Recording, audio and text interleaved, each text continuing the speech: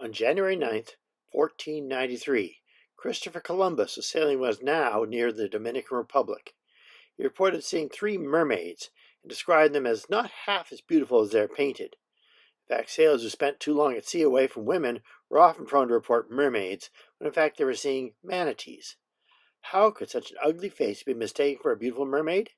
Manatees do float upright at the surface, and they have a well-defined head, unlike dolphins and whales, and they have paired breasts, so they could be imagined some kind of aquatic female creature. Drape some seaweed across their head for hair, plus a long distance from the subject, and sailors with a long time at sea without female company, and the old charts that treated mermaids as fact. It doesn't take much to see what you expect to see. They were also called sirens, as the name of the beautiful creatures whose songs lured sailors onto the rocks and shipwrecks. In Homer's Odyssey, Odysseus plugs the sailors' ears with beeswax, so they will row past the sirens without hearing them, while he's tied to the mast so he can hear their songs without being able to reach them. This legend is the source of the name of the group of manatees and dugongs, the order Sirenia. Today, it is hard to imagine these rotund, docile creatures as mermaids or sirens, now that we can see them close up and know so much more about them. But even more amazing is how they evolved from land animals in Africa, then spread across the tropics, with fossils that document their evolution from creatures with legs to creatures with flippers. The living Sirenia consists of 3 species of manatees of the genus Trichechus, which live in the West Indies, Africa, and the Amazon,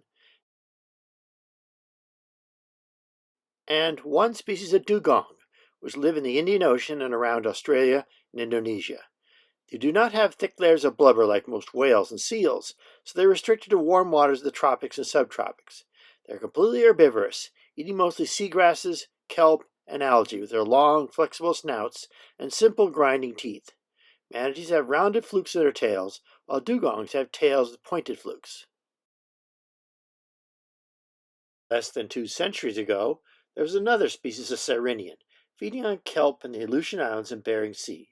Stellar sea cow, Hydrodamilus gigas, was the first described by Georg Wilhelm Steller in 1741, during Vitus Bering's first Russian expedition to the sea that now bears his name.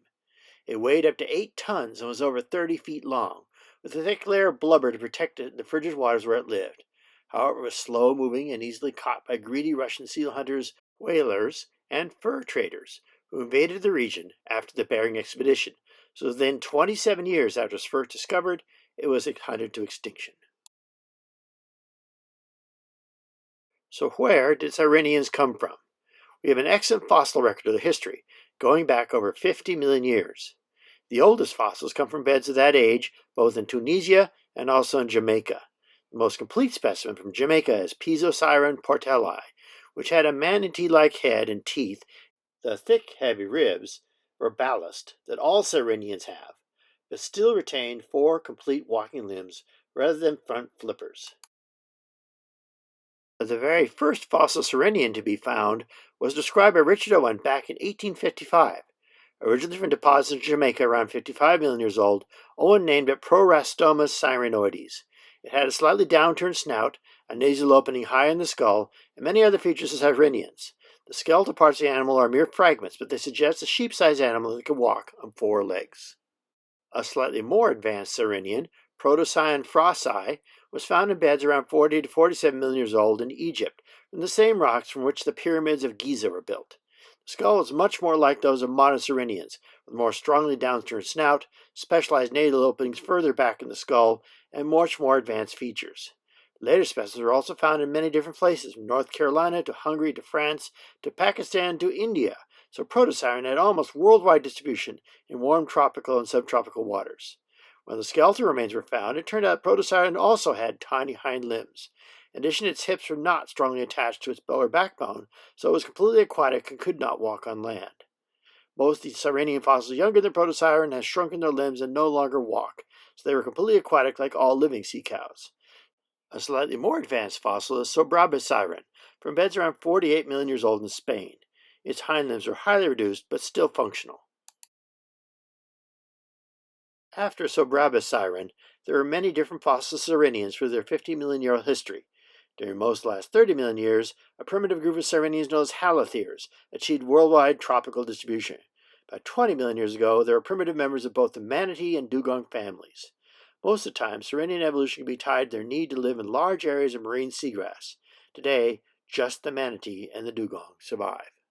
So what are sirenians related to? In 1975, my graduate advisor Malcolm McKenna proposed that sirenians and elephants formed a natural group he called the Tethetheria because they originated in the ancient Tethys Seaway running from Africa to Indonesia. This is based on the shape of their eye sockets and the configuration of their cheekbones, the distinctive teeth, and many other features. Since then, every molecular study that has been done confirmed that elephants and sirenians are each other's closest relatives. Perhaps the strongest anatomical evidence for the Tethetheria comes from the unique way their teeth are replaced. In most mammals, like us humans, the baby teeth are pushed out from adult teeth growing just below their roots. But in both elephants and sirenians, the teeth erupt from the back of the jaw and are pushed forward until they break up and fall off the jaw, a process called horizontal tooth replacement. For example, an elephant has 6 molars on each side of its upper and lower jaws during its lifetime, the old ones being pushed out in front of the jaw as the new ones erupt from the back of the jaw. Sirenians have a similar chain of teeth erupting from the back of the jaw and then chain feed to the front as they are shed. This is the amazing story of the Real Mermaids, the legendary sirens that are no longer mythological.